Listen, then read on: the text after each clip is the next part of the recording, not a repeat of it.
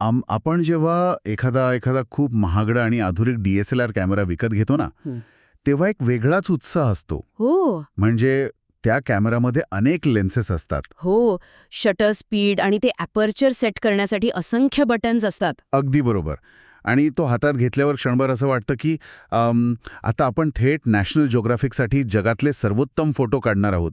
पण पण प्रत्यक्षात जेव्हा आपण पहिला फोटो काढतो तो अनेकदा पूर्णपणे अंधुक येतो. हो, किंवा खूप जास्त पांढरा तरी पडतो. असं का होतं? कारण केवळ एक उत्तम मशीन हातात असणं आणि आणि त्या मशीनला चालवणारी तत्त्व समजणं यात खूप मोठा फरक आहे. खरं आहे. केवळ तंत्रज्ञान आपल्याला उत्कृष्ट परिणाम देऊ शकत नाही. त्या अंधुक फोटो मागचं कारण हे असतं की कॅमेरा हे फक्त एक साधन आहे. खरी जादू तर त्यामागील प्रक्रियेत, प्रकाशाच्या ज्ञानात आणि आणि फोटो काढणाऱ्याच्या दृष्टिकोनात दडलेली असते. जेव्हा आपण प्रकाशाचे नियम समजून घेतो तेव्हाच तो कॅमेरा चमत्कार घडवतो. आपण अनेकदा उपकरणालाच सर्वस्व मांडण्याची चूक करतो आणि प्रक्रियेकडे दुर्लक्ष करतो. आणि आजच्या आपल्या या सखोल चर्चेचा गाभा नेमका हाच आहे.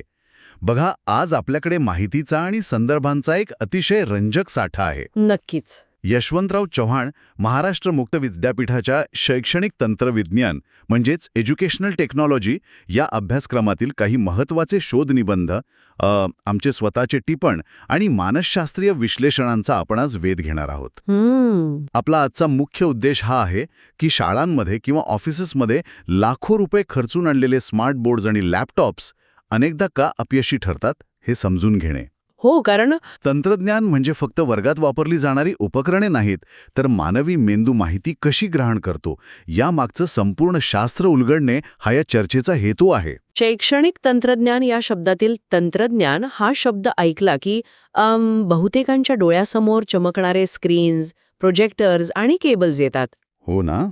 याला अभ्यासक्रमाच्या भाषेत कठीण साहित्य किंवा हार्डवेअर म्हणतात. पण संदर्भ साहित्याचा सखोल अभ्यास केल्यावर एक गोष्ट प्रकर्षाने जाणवते की 1950 आणि 60च्या दशकात जेव्हा पहिल्यांदा दूरदर्शन म्हणजे टीव्ही शिक्षणात आणला गेला. अच्छा, टीव्हीचा विषय. हो, तेव्हा तो प्रयोग बऱ्याच अंशी फसला होता. बापरे, का? कारण सर्वांचे लक्ष फक्त या हार्डवेअरवर होते. पण या तंत्रविज्ञानाचा दुसरा आणि सर्वात महत्त्वाचा भाग आहे मृदू साहित्य किंवा सॉफ्टवेअर, ज्याकडे पूर्णपणे दुर्लक्ष झालं होतं. एक मिनिट, इथे एक गोष्ट स्पष्ट करूया. कारण सॉफ्टवेअरमधलं की आपल्या डोळ्यासमोर लगेच कम्प्युटरमधले प्रोग्राम्स किंवा एखादा मोबाईल ॲप येतात. पण या संदर्भानुसार सॉफ्टवेअरचा अर्थ अजिबात तसा नाहीये, बरोबर? घरीच शिकवण्याच्या पद्धती म्हणजे विद्यार्थ्याचं लक्ष कसं वेधून घ्यायचे, माहितीची रचना कशी करायची आणि संपूर्ण शैक्षणिक कार्यक्रमाचं नियोजन कसे करायचे, हे सर्व या सॉफ्टवेअरमध्ये येते. हे मानसशास्त्र, भौतिकशास्त्र आणि संवादशास्त्र या विविध शाखांचा एक संगम आहे. म्हणजे फक्त यंत्र नाही तर शास्त्र. अगदी. मेंदूला माहिती कशी समजते या विज्ञानाच्या नियमांचा वापर करून विद्यार्थ्यांच्या वर्तनात आणि ज्ञानात अपेक्षित बदल घडवून आणणे हे या तंत्रविज्ञानाचे खरे ध्येय आहे. मला हे एखाद्या आधुनिक स्वयंपाकघरासारखे वाटते. म्हणजे कल्पना करा की एका व्यक्तीकडे जगातील सर्वात महागडा इंडक्शन स्टोव्ह आहे, परदेशातून आणलेली उत्तम दर्जाची भांडी आणि सर्व प्रकारची स्वयंचलित उपकरणे आहेत. हे सर्व त्या स्वयंपाकघराचे कठीण साहित्य किंवा हार्डवेअर झाले. पण जर त्या व्यक्तीकडे योग्य पाककृतीच नसेल, कोणत्या तापमानावर कोणता पदार्थ शिजवायचा याचे ज्ञान नसेल, जी आपली शिकवल्याची पद्धत किंवा मृदू साहित्य आहे, तर त्या महागड्याच्या उपकरणांचा काही उपयोग होणार नाही. पदार्थ करपूनच जाईल. अगदी बरोबर. शैक्षणिक तंत्रज्ञानातही आपण अनेकदा महागडे स्टोव्ह आणतो, पण रेसिपी विसरून जातो. आणि त्या रेसिपीमध्ये आणखी एक भर घालायची तर ती रेसिपी ज्याच्यासाठी बनवली आहे त्याच्या पचन संस्थेला ती पचेल का याचाही विचार करावा लागतो. म्हणजे शिक्षणाच्या भाषेत सांगायचे तर विद्यार्थ्याची आकलन क्षमता किंवा कॉग्निटिव्ह लोड समजून घेणे. म्हणूनच या प्रक्रियेतील सर्वात गुंतागुंतीचा आणि कालाचा टप्पा म्हणजे संज्ञानपण किंवा कम्युनिकेशन. अच्छा, संज्ञानपण. हो, माहिती एका मेंदूतून दुसऱ्या मेंदूपर्यंत कशी प्रवास करते हे समजल्याशिवाय कोणतीही पद्धत काम करू शकत नाही. या माहितीच्या प्रवासाबद्दल वाचताना मला एक गोष्ट जाणवली की अनेकदा शिक्षकांना किंवा प्रेझेंटेशन देणाऱ्यांना असं वाटतं की मी अतिशय स्पष्टपणे मोठ्या आवाजात आणि सोप्या भाषेत माहिती सांगितली आहे, त्यामुळे समोरच्याला ती समजलीच असेल. हो, नेहमीचा समाज. पण प्रत्यक्ष निकाल मात्र वेगळाच येतो. ऐकणाऱ्याला भल्याच काहीतरी समजलेलं असतं. ही देवाणघेवाण नेमकी कुठे फसते? ती नेमकी तिथेच फसते जिथे आपण संज्ञापनाला एकतर्फी रस्ता मांडतो. बघा, संज्ञापन प्रक्रियेचे प्रामुख्याने 4 घटक असतात. पहिला म्हणजे प्रेषक किंवा सेंडर, जो संदेश देतो. दुसरा स्वतः संदेश किंवा मेसेज. तिसरा घटक म्हणजे माध्यम किंवा मीडियम, ज्यातून संदेश प्रवास करतो. आणि चौथा ग्राहक किंवा रिसीव्हर.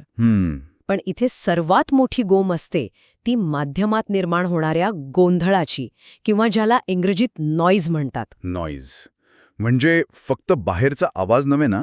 ते शिकवत आहेत तिथे खूप उकडा आहे किंवा किंवा विद्यार्थ्यांच्या मनात त्याच्या पुढच्या तासाच्या परीक्षेची भीती आहे. अच्छा, मानसिक अवस्था. हो, हा उकडा किंवा ती भीती हे दोन्ही नॉईज किंवा अडथळे आहेत. यामुळे तो संदेश ग्राहकापर्यंत म्हणजे विद्यार्थ्यांपर्यंत मूळ स्वरूपात पोहोचतच नाही. शिवाय ही साखळी तिथेच थांबत नाही. आणखी काय असायला येतं? विद्यार्थ्यांच्या चेहऱ्यावरील गोंधाळलेले भाव, जो त्याचा प्रतिसाद किंवा फीडबॅक आहे, तो प्रेषकापर्यंत पोहोचणे आणि त्यानुसार प्रेषकाने आपली पद्धत बदलणे, तेव्हाच ही संजनापन प्रक्रिया पूर्णत्वास जाते. संजनापन म्हणजे फक्त बोलणे नाही, तर न बोलताही खूप काही सांगणे. पण या सर्व प्रक्रियेत मानवी मेंदू नेमकी माहिती साठवतो कशी, यावर एडगर डेल यांचा अध्ययन अनुभव शंकू म्हणजे कोन ऑफ एक्सपिरियन्स हा सिद्धांत मला फार विचार करायला लावणारा वाटला. अगदी मजेची गोष्ट. आपण अनेकदा वाचतो की एखादी गोष्ट ऐकण्यापेक्षा ती पाहिल्यावर जास्त काळ लक्षात राहते. पण डेल यांचा सिद्धांत याच्याही खूप पुढे जातो. हो, डेल यांचा शंकू हा मानवी स्मरणशक्ती आणि आकलनाचा एक अत्यंत स्पष्ट आलेख मांडतो.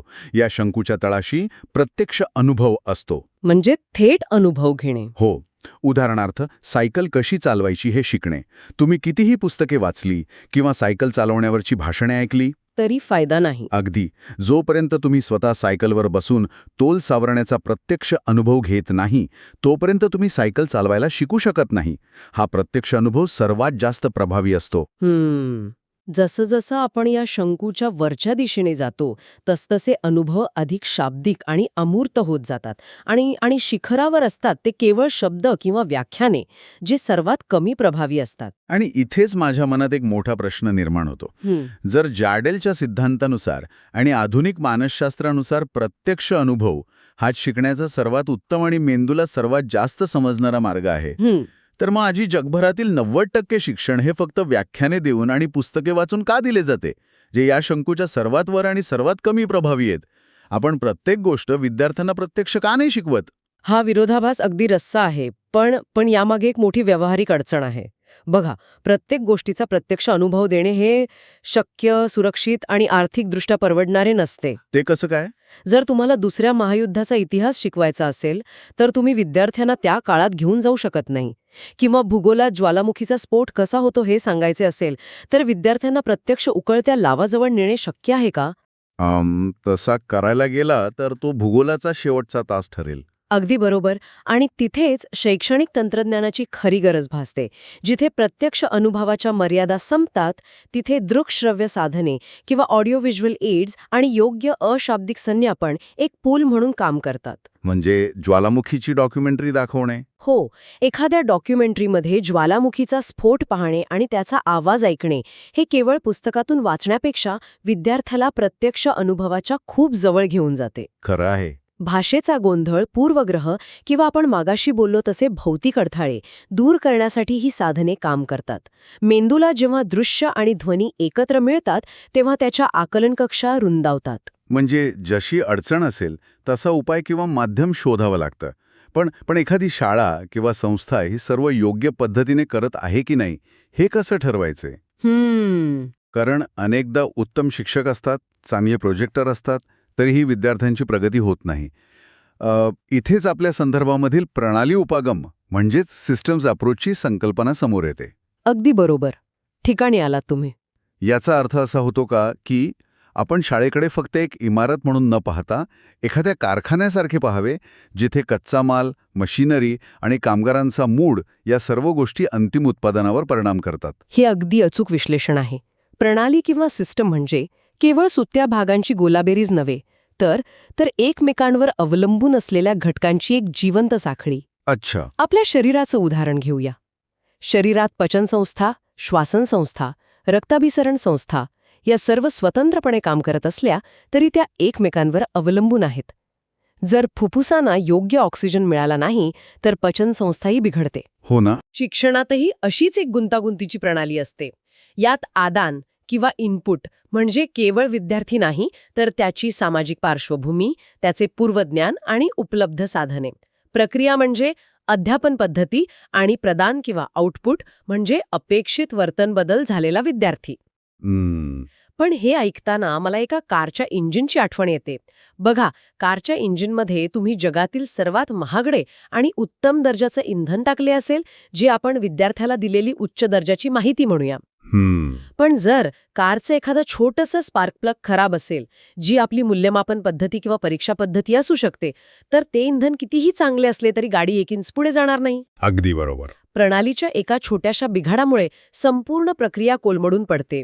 सर्व घटकांनी मिळून एका लयीत काम करणं आवश्यक आहे. कारच्या या उदाहरणावरून प्रणाली उपागमाचा सर्वात महत्त्वाचा पैलू स्पष्ट होतो. आपण कार चालवताना डॅशबोर्डवर काही दिवे असतात, जे इंजिन जास्त गरम झाल्यावर, इंधन कमी झाल्यावर किंवा टायरमधील हवा कमी झाल्यावर आपल्याला सावध करतात. हो, इंडिकेटर्स. शैक्षणिक प्रणालीमध्ये या सावध करणाऱ्या दिव्यांना बोधक यंत्रणा किंवा फीडबॅक मेकॅनिझम म्हणतात. प्रणाली उपागमाचा आत्मा या फीडबॅक लूपमध्येच आहे. म्हणजे आपण योग्य दिशेने चाललो आहोत की नाही हे सतत तपासावे लागते. पण परंपरागत शिक्षण व्यवस्थेत आपण हे करतो का? अनेकदा नाही, आणि म्हणूनच परंपरागत व्यवस्था अपयशी ठरताना दिसते. विचार करा, जर कारचा डॅशबोर्ड खराब असेल आणि इंजिनचं तापमान वाढत असल्याचे तुम्हाला समजलेच नाही तर काय होईल? गाडी शेवटी बंदच पडेल. हो, पारंपरिक शिक्षणात अनेकदा वर्षाच्या शेवटी एकदाच मोठी वार्षिक परीक्षा घेतली जाते. म्हणजे संपूर्ण वर्षभर शिकवण्याची प्रक्रिया चालू असते, पण विद्यार्थ्याला खरोखरच समजायला की नाही याचा फीडबॅक थेट वर्षाच्या शेवटी मिळतो. आणि तोपर्यंत खूप उशीर झालेला असतो. अगदी. प्रणाली उपगम सांगतो की उद्दिष्ट सुरुवातीलाच स्पष्ट असावीत आणि दर आठवड्याला छोट्या परीक्षांमधून किंवा प्रश्नोत्तरांमधून फीडबॅक घ्यावा, जेणेकरून वेळेवर अध्यापन पद्धतीत बदल करता येईल. बापरे, हे खरंच डोळे उघडणारे आहे. विलंबित फीडबॅकमुळे आपण किती नुकसान करत आहोत हे यातून समजते. जर प्रणालीला सतत आणि त्वरित फीडबॅकची गरज असेल तर मग वर्गात शिकवताना 50 विद्यार्थ्यांकडून एकाच वेळी असा फीडबॅक अचूकपणे कसा मिळवायचा? इथेच तंत्रज्ञान मदतीला येत असले पाहिजे. नक्कीच. याच्यासाठी आपण दृक्श्राव्य साधनांचा वापर करतो. पण या साधनांना खऱ्या अर्थाने संवादात्मक बनवण्याचे आणि प्रणाली उपागमाला वर्गात प्रत्यक्षात उतरवण्याचे श्रेय जाते B.F. स्किनर या प्रसिद्ध मानसशास्त्रज्ञाला. स्किनर? हो, त्यांनी क्रमान्वित अध्ययन म्हणजेच प्रोग्रॅम्ड लर्निंग ही संकल्पना आणि त्यासाठी टीचिंग मशीन्स विकसित केल्यात. अच्छा, क्रमान्वित अध्ययन ही संकल्पना कशी काम करते? बघा, स्किनर यांनी मानवी आणि प्राण्यांच्या वर्तनाचा सखोल अभ्यास केला होता. त्यांच्या सिद्धांतानुसार कोणत्याही मोठ्या आणि गुंतागुंतीच्या पाठाचे अत्यंत छोट्या छोट्या घटकात विभाजन केले जाते. अच्छा. या प्रत्येक छोट्या घटकाला चौकट किंवा फ्रेम म्हणतात. विद्यार्थ्याला एका वेळी फक्त एकच चौकट वाचायला दिली जाते. ती माहिती वाचल्यानंतर विद्यार्थ्याला लगेच एक प्रश्न विचारला जातो आणि त्याला सक्रियपणे उत्तर द्यावे लागते. म्हणजे ॲक्टिव्ह सहभाग. हो, आणि सर्वात महत्त्वाचे म्हणजे त्याचं उत्तर बरोबर आहे की चूक हे त्याला पुढच्याच सेकंदाला समजते. म्हणजेच इथे त्वरित फीडबॅक मिळतो. जर उत्तर बरोबर असेल तरच तो पुढच्या चौकटीकडे जातो. यामुळे प्रत्येक विद्यार्थी वर्गाच्या नाही तर स्वतःच्या वैयक्तिक गतीने म्हणजेच सेल्फ पेस्ड शिकतो.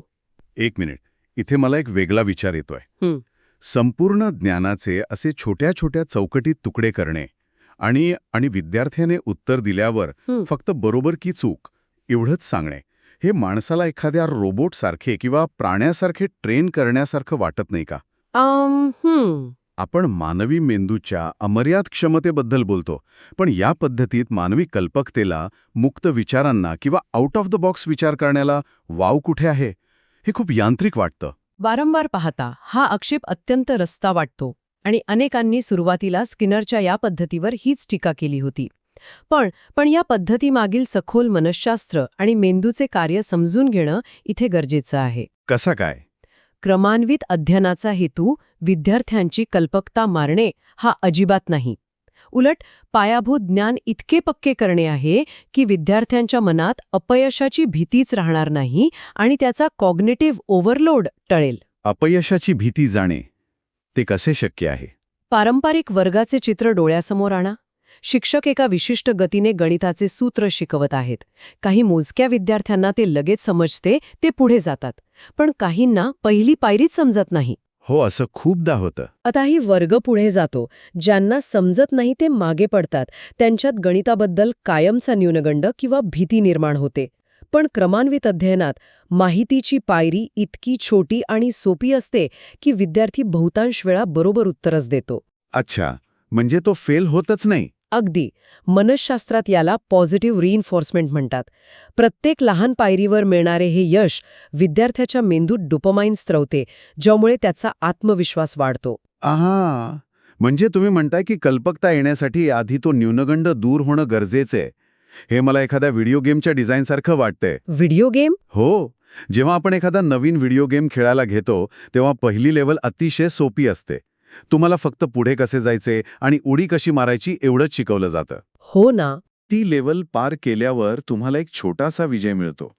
अशा छोट्या विजयांची साखळी पार करत जेव्हा तुम्ही शेवटच्या आणि सर्वात अवघड लेव्हलवर किंवा त्या बॉस फाईटपर्यंत पोहोचतात, तेव्हा तुमच्याकडे तो सामना करण्यासाठी आवश्यक असलेली सर्व कौशल्य आणि आत्मविश्वास जमा झालेला असतो. जर पहिलीच लेव्हल खूप अवघड असती तर आपण तो गेम तिथेच सोडून दिला असता. बापरे, हे अगदी छपखळ उदाहरण आहे. किंबहुना आजच्या आधुनिक व्हिडिओ गेम्सची रचना स्किनरच्या याच तत्वांवर आधारित असते. खरंच. हो, शैक्षणिक तंत्रज्ञान मानवी मनसशास्त्राचा किती अचूक वापर करते याचं हे उत्तम उदाहरण आहे. एकदा का पायाभूत संकल्पना भक्कम झाल्या आणि आत्मविश्वास वाढला की मेंदूची ऊर्जा भिंतीवर खर्च न होता ती मुक्त आणि कल्पक विचारांसाठी उपलब्ध होते. या सर्व सखोल विश्लेषणातून एक गोष्ट अगदी सूर्यप्रकाशासारखी स्पष्ट होते की शैक्षणिक तंत्रज्ञान किंवा एज्युकेशनल टेक्नॉलॉजी म्हणजे फक्त वर्गात नवीन गॅजेट्स, महागडे स्क्रीन्स किंवा टॅबलेट्स आणून ठेवणे नव्हे. नक्कीच नाही. तो संजीवनान प्रक्रियेचा अभ्यास, मानवी मनसशास्त्राची समज आणि संपूर्ण व्यवस्थेकडे पाहण्याचा प्रणाली उपागम यांचा एक अत्यंत सुंदर आणि गुंतागुंतीचा समन्वय आहे. खरं आहे. माहितीची देवाणघेवाण कशी होते, गोंधळ कसा टाळायचा आणि छोट्या फीडबॅक लूप्समुळे अंतिम परिणामांमध्ये किती मोठा आणि सकारात्मक बदल होऊ शकतो, हे खरोखरच ठक्क करणारं आहे. आणि जाता जाता यात एक महत्वाची गोष्ट अशी की ही तत्वे केवळ शालेय किंवा महाविद्यालयीन शिक्षणापुरती मर्यादित नाहीत. म्हणजे आपल्या दैनंदिन किंवा व्यावसायिक जीवनातही याचा थेट वापर होऊ शकतो. नक्कीच. हे तत्वे मुख्यतः मानवी मेंदू माहिती कशी प्रक्रियेत आणतो याबद्दल आहेत. त्यामुळे ऑफिसमध्ये एखाद्या मोठ्या प्रोजेक्टचं प्रेझेंटेशन देताना, आपल्या टीमला नवीन सॉफ्टवेअर मॅनेज करायला शिकवताना, किंवा एखादं नवीन कौशल्य स्वतःहून शिकताना आपण या तत्वांचा वापर करू शकतो. जर आपण तो एडगर डेलचा शंकू लक्षात ठेवून केवळ बोलण्याऐवजी दृश्य माध्यमांचा वापर केला आणि प्रणाली उपागम लक्षात ठेवून संवादात सतत फीडबॅक घेत राहिलो तर आपला संवाद अनेक पटींनी अधिक प्रभावी होऊ शकतो. अगदी बरोबर. आपण फक्त काय सांगतोय यापेक्षा ते समोरच्याला कसे समजतंय आणि त्यातील नॉईज कसा कमी करता येईल यावर आपण लक्ष केंद्रित करायला शिकतो. म्हणजे सुरुवातीला आपण जो महागड्या कॅमेराचा विचार केला होता तिथेही हेच लागू होते. कॅमेरा कितीही आधुनिक आणि लाखो रुपयांचा असाला तरी फोटो काढणाऱ्याला प्रकाशाचा अंदाज, शटर स्पीडचे शास्त्र आणि दृश्य टिपण्याची मानवी दृष्टी असावीच लागते. साधन हे नेहमी साध्याला आणि प्रक्रियेला पूरक असावे लागते. ते प्रक्रियेची जागा घेऊ शकत नाही. अगदी तसंच. तंत्रज्ञानाने प्रक्रियेला गती द्यायची असते, तिची जागा घ्यायची नसते. या सर्व प्रवासातून जाताना एक विचार मात्र मनात घर करून राहतो.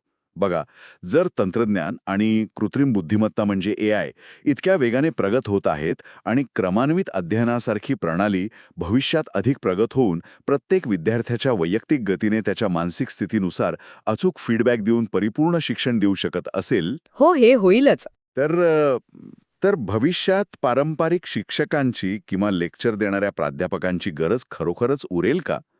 किंवा भविष्यातील शिक्षक हे केवळ माहिती देणारे न राहता माहितीच्या पलीकडच्या गोष्टी म्हणजे मानवी भावना, प्रेरणा, सहानुभूती आणि सामाजिक कौशल्य शिकवणारे मार्गदर्शक किंवा मेंटर्स म्हणून पूर्णपणे बदलून जातील? हा खूपच गहन विचार आहे. हो, यंत्रे कदाचित माहिती अत्यंत अचूकपणे आणि कंटाळा न करता देतील.